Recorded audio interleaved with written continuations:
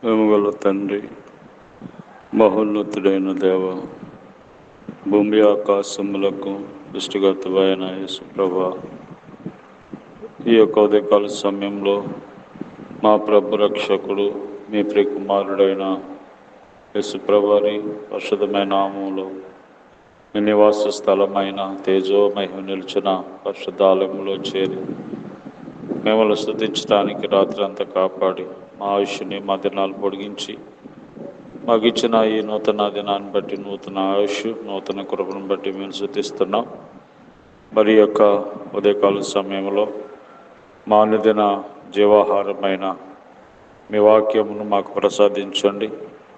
నీ వాక్యము ద్వారా నాయన తండ్రి వెలుగు కలుగుతుంది, జీవం కలుగుతుంది, స్వస్థత కలుగుతుంది, రక్షణ కలుగుతుంది, శాంతి సమాధానం నెమ్మది కలుగుతుంది.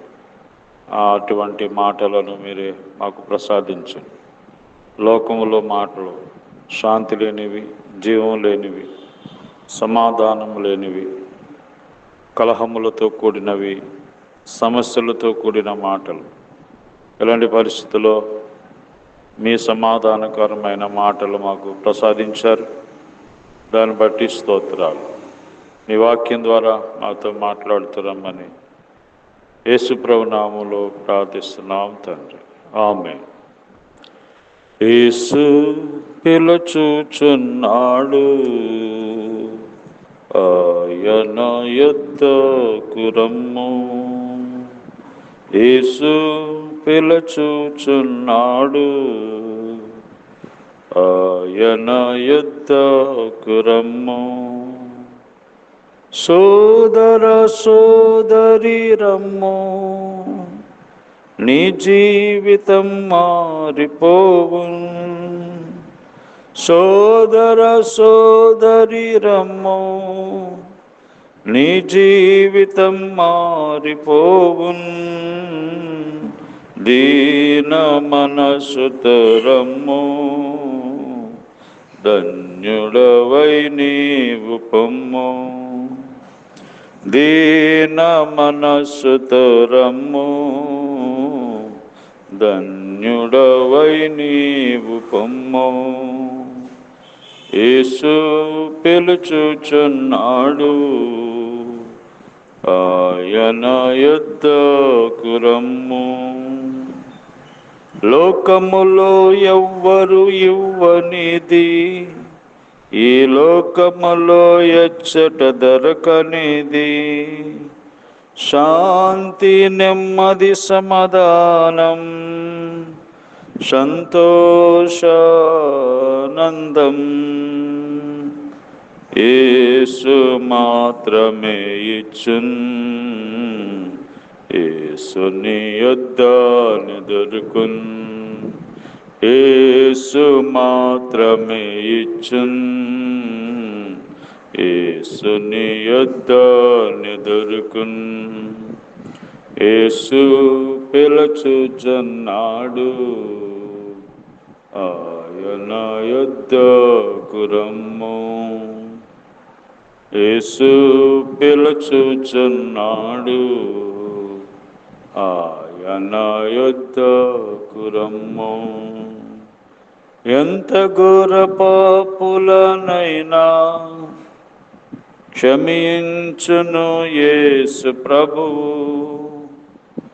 ఎలాంటి వ్యాధులనైనా స్వస్థపరచును యేసు ప్రభువు.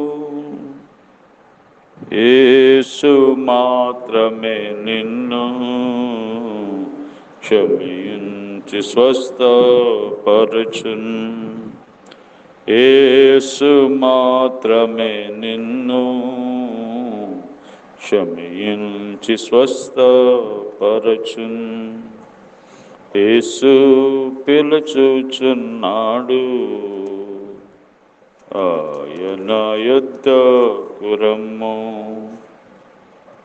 యేసు పిలుచుచున్నాడు, ఆయన యొద్దకు రమ్ము. దేవుని పరిశుద్ధ గ్రంథమైన బైబిల్ నుండి ఈ దినము మలాకి గ్రంథము ఒకటవ అధ్యాయము 2వ వచనములో యెహోవా సెలవిచ్చినదేమనగా, నేను మీ ఎడల ప్రేమ చూపియున్నాను. నేను మీ ఎడల ప్రేమ చూపియున్నాను. ప్రేమ కలిగిన దేవుడు, ప్రేమ స్వరూపైన దేవుడు తన ప్రజలైన ఇశ్రాయేలుతో ఈ మాటని జ్ఞాపం చేస్తున్నాడు. నేను మీ ఎడల ప్రేమ చూపించాను, అయితే మీరు ఏ విషయములో నీవు మా ఎడల ప్రేమ చూపితివని అందురు. కాబట్టి దేవుని ప్రజలను దేవుడు ప్రేమిస్తుంటే దేవుని ప్రజలు అంటున్నారంట, ఏ విషయంలో నువ్వు మా ఎడల ప్రేమ చూపితివని. మానవుడు కూడా ఈ లోకములో దేవుడు తాను చేసుకున్న మానవులను ఎంతో ప్రేమించాడు. అయితే మానవుడు ఏమంటున్నాడు, ఏ విషయంలో నువ్వు మమ్మల్ని ప్రేమించావని దేవుణ్ణి ప్రశ్నిస్తున్నాడు. దేవుడు ప్రేమ కలిగిన వాడు.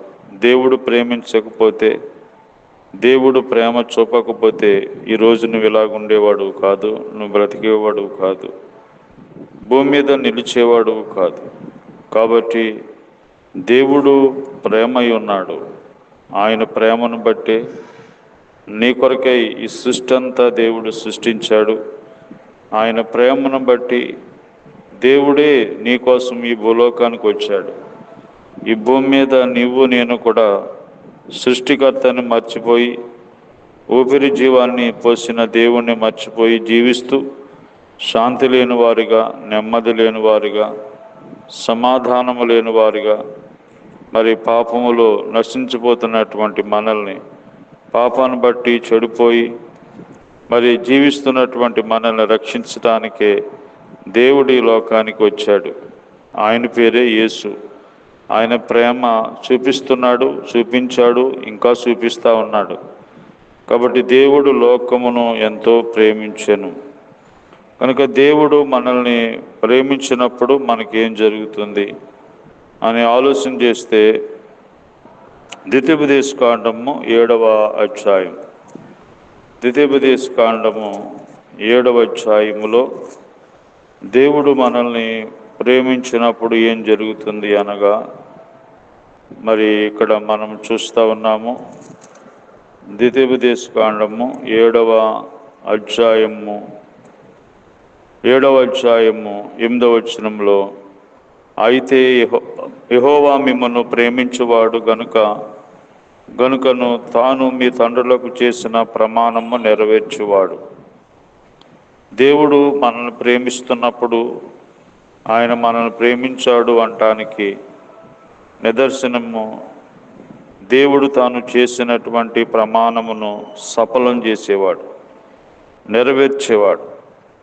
కాబట్టి దీనిని బట్టి ఆయన మనల్ని ప్రేమించాడని మనం చెప్పగలం. కాబట్టి రెండవదిగా మనం చూస్తే, దేవుడు మనల్ని ప్రేమించేవాడని, మరి యెహోవా బాహుబలము చేత మిమ్మల్ని రప్పించి దాసుల గృహంలో నుండి ఐగుప్తు రాజైన ఫరో చేతిలో నుంచి మిమ్మల్ని విడిపించాను. కాబట్టి రెండవదిగా విడిపించేవాడు, ప్రేమించేవాడే విడిపిస్తాడు. ప్రేమించేవాడే మన కార్యాలన్నీ సఫలం చేస్తాడు. కాబట్టి పాపం అనే దాస్యంలో ఉన్నటువంటి మనుషులను విడిపించటానికి యేసు ప్రభు లోకానికి వచ్చారు. ఏ మనిషి తన పాపం నుంచి తాను విడుదల పొందలేడు, తన చెడు మార్గము నుంచి తాను మరి విడుదల పొందలేడు. చిరుతపులు తన మచ్చలు మార్చుకుంటుందా? అలాగే పాపంలో పుట్టి పాపంలో జీవిస్తున్న మనిషి పాపం నుంచి విడుదల పొందలేడు. ఏ కార్యము, ఏ మతము, తన మరి కార్యాలు ఏవి కూడా నిన్ను విడిపించలేవు. విడిపించేవాడు దేవుడై ఉండాలి, విడిపించేవాడు శక్తిమంతుడై ఉండాలి, పరిశుద్ధుడై ఉండాలి. కాబట్టి యేసు ప్రభువారు పరిశుద్ధుడైన దేవుడు కనుక ఈ లోకానికి మానవునిగా వచ్చి మనల్ని సైతాను చేతిలో నుంచి, పాపం యొక్క ఉరిలో నుండి, పాపం యొక్క స్థితిలో నుంచి విడిపించాడు. కాబట్టి ఆయన విడిపించాడు కనుక మనల్ని ప్రేమిస్తున్నాడని మనకు అర్థమైంది. విడిపించబడాలంటే ఊరికినే రాలేదు, విడిపించబడటానికి తన ప్రాణం అంతా ఇచ్చేశాడు. తన రక్తమంతా ఇచ్చాడు నిన్ను విడిపించడానికి. నీ మీద ప్రేమ ఉంటే కదా ఆయన ప్రాణం పెట్టాడు. ప్రేమను బట్టి నీ కొరకే ప్రాణం పెట్టాడు. కాబట్టి నువ్వంటే ఇష్టం లేని వాళ్ళు నీ కొరకు ఏమీ చేయలేరు. నువ్వంటే ఇష్టం లేని వాళ్ళు నీ కొరకు ఏమి కూడా మరి చేయడానికి ముందుకు రాలేరు. కాబట్టి దేవుడు నిన్ను అంటే ఇష్టము కనుక, నిన్ను ప్రేమించాడు కనుక, ఆయన నిన్ను సృష్టించాడు కనుక నేను విడిపించాడు. ఇంకా ఎంతోమంది ఈ విడుదల 2024 సంవత్సరాలు అవుతుంది. విడిపించడానికి దేవుడు చేసిన కార్యము అయినా నమ్మలేని వారు ఉంటున్నారు. అలాగే మనం చూస్తే నమ్మితేనే మీకు విడుదల కలుగుతుంది. దేవుడు ఎవరిని బలవంతం చేయడు. తర్వాత 13వ వచనంలో ద్వితీయోపదేశకాండం 7:13 ఆయన నిన్ను ప్రేమించి ఆస్వాదించి అభివృద్ధి చేసి. కాబట్టి మూడవదిగా మనం దేవుడు ప్రేమించేవాడని మనకు ఎలాగ అర్థమైందంటే దేవుడు మనల్ని ఆస్వాదించాడు. దేవుడు ఆస్వాదించి అభివృద్ధి పరిచేవాడు. కాబట్టి దేవుడు మనల్ని ప్రేమించాడు అంటానికి ఆశీర్వాదం. దేవుని యేసు ప్రభు నమ్ముకున్న వాళ్ళు, ఆయన రక్తంలో పాపాలు కడుక్కున్న వాళ్ళు ఆస్వాదించబడతారు. మరి భౌతికంగా ఆత్మీయంగా ఆస్వాదించబడతారు. కాబట్టి వారికి దైవాశీర్వాదం ఉంటుంది. వారి మీద ఉన్న శాపం అంతా తొలగించబడుతుంది. కాబట్టి దేవుడు ఆస్వాదించబడిన ప్రజలుగా ఉంటాం మనం ఎప్పుడైతే ఆయన యందు మన విశ్వాసం ఉంచుతామో. కాబట్టి దేవుడు మనల్ని ప్రేమించాడంటానికి మరి మన కార్యము సఫలమవుతాయి, మనకి విడుదల కలుగుతుంది, మనము ఆస్వాదించబడతాం. దీనిని బట్టి నేను మరి దేవుడు మనల్ని ప్రేమించాడు అని మనకు అర్థమవుతుంది. కాబట్టి ఇంకా ఎంతకాలము దేవుని ప్రేమ పొందలేక దూరంగా ఉంటారు. ఇప్పుడైనా మరి దేవుని దగ్గరికి వస్తే నిన్ను క్షమించడానికి ఆయన ఇష్టపడుతూ ఉన్నాడు. దేవుడు ప్రేమ కలిగిన వాడు, ప్రేమ చూపించేవాడు. కాబట్టి ఈ లోకంలో నిన్నెవరో ప్రేమించరు. ఎవరైనా ప్రేమిస్తే ఏదైనా ఆశించి ప్రేమిస్తారు. ఎవరైనా నిన్ను ప్రేమిస్తే నీ దగ్గర ఉన్నదాన్ని బట్టి ప్రేమిస్తారు. కానీ దేవుడు నిన్ను ఊరికనే ప్రేమించాడు. ఎందుకంటే ఆయన నిన్ను సృష్టించాడు కనుక నిన్ను ప్రేమించాడు కాబట్టి పరలోకం విడిచి లోకానికి వచ్చాడు. ఈ మాట వాస్తవమైంది. నీ కొరకే ప్రాణం పెట్టాడు. ఇప్పటికీ నేను రక్షించాలని చూస్తున్నాడు. విశ్వాసం ఉంచినట్లయితే రక్షిస్తాడు. కాబట్టి ఇప్పుడే విశ్వాసం ఉంచండి. ప్రేమగల ప్రభువా, దయగల తండ్రి, మమ్మల్ని ప్రేమించిన ప్రేమగల దేవుడు గనుక ఆయన మమ్మల్ని ప్రేమించావంటానికి నాయన మా కార్యములు మా పక్షంగా మీరు చేసిన వాగ్దానాలు సఫలం చేశారు. అలాగే ప్రభువా మరి మమ్మలను విడుదల చేశారు పాపములో నుంచి. తర్వాత మీరు మమ్మల్ని ఆస్వాదించారు. ఎంతో శాపగ్రస్తులమైన మమ్మల్ని మరి ఈ విధంగా ప్రతి కుటుంబాన్ని, ప్రతి వ్యక్తిని కూడా ఆ విధంగా విడిపించండి, ఆస్వాదించండి.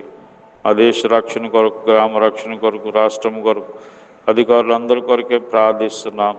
రోగులను స్వస్థపరచండి, దూరదేశంలో ఉన్న వాళ్ళని కాపాడండి. 9 నంబర్ రాష్ట్రంలో చదువుకున్న బిడ్డలు తోడుగా ఉండండి. అలాగే దూరదేశంలో ఉన్న వాళ్ళని భద్రపరచండి. ఆర్థిక ఇబ్బందుల్లో ఉన్న వాళ్ళకి సహాయం చేయండి. గర్భిణీ చనిబిడతలను హాస్పిటల్లో ఉన్న వారిని కూడా స్వస్థపరచమని యేసు నామములో ప్రార్థిస్తున్నాం తండ్రి. ఆమె తండ్రి అయిన దేవుని ప్రేమ, ప్రభువైన యేసుక్రీస్తు వారి కృప, పరిశుద్ధాత్మ సహవాసము ఈ రోజంతా మనకి తోడైండి, కాపాడును గాక. ఆమేన్.